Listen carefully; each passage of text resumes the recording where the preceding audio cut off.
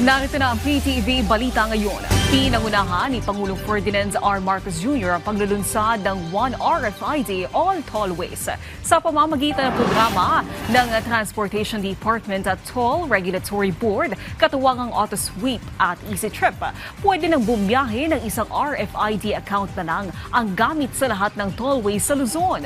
Layo nito na gawing mas moderno, konektado at mas maginhawa ang daloy ng mga sasakyan, lalo na ngayong undas at papalapit na Pasko.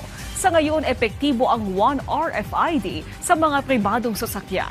Sa susunod na taon, target itong palawakin sa mga group fleet account o grupo ng mga sasakyan na nakarehistro sa kumpanya o gobyerno. Iisang RFID sticker na lang ang kailangan para sa mga toll expressway natin sa buong Luzon. Iisang account na lang, iisang sticker na lang, iisang sistema, One RFID for all tollways. Ilulunsad din natin mga group fleet account sa susunod na taon. Sa ngayon, inuna natin ang ating mga private commuter. Ang reformang ito sa RFID system ay bahagi ng mas malawak nating layunin na gawing mas moderno, konektado at nakatuon sa pangangailangan ng bawat Pilipino ang ating infrastruktura. This is a true Filipino spirit.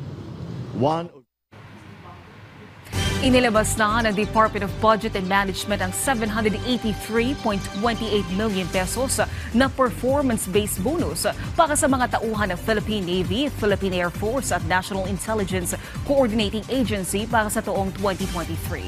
Ang 421.985 million pesos ay para sa bonus ng Philippine Navy. Katumbas ito ng 48.75% ng buwan na nilang sahod.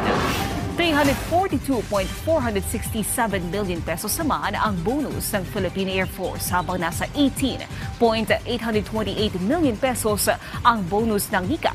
Ayon kay DBM Secretary Amena Pangandaman, pasasalamat ito ng pamahalaan sa mga sundalo at intelligence personnel sa kanilang serbisyo sa bansa na may katapangan, katapatan at dedikasyon. Nakipagpulong sa Department of Social Welfare and Development Secretary Rex Gatchalian sa mga lokal na opisyal ng Roxas City Capiz para maghatid ng tulong at kamustahin ang mga pamilyang nasalanta ng Bagyong Ramil. Nagsagawa rin ng assessment ang kagawaran para suriin ang kalagayan ng mga residente at tukuyin ang iba pa nilang pangangailangan. Matapos ang pulong, agad na namahagi ang kalihim kasamang ilan pang tauhan ng DSWD ng family food packs sa mga residenteng nananatili sa evacuation center sa Roxas City. Sa ngayon, tinitiyak ng DSWD na patuloy ang kanilang relief operations sa mga komunidad na tinamaan ng sakuna. At yan ang mga balita sa oras na ito. Para sa iba pang update, i-follow at i-like kami sa aming social media sites sa @PTVPH. Ako po si Naomi Tiburcio para sa Pambansang TV sa Bagong Pilipinas.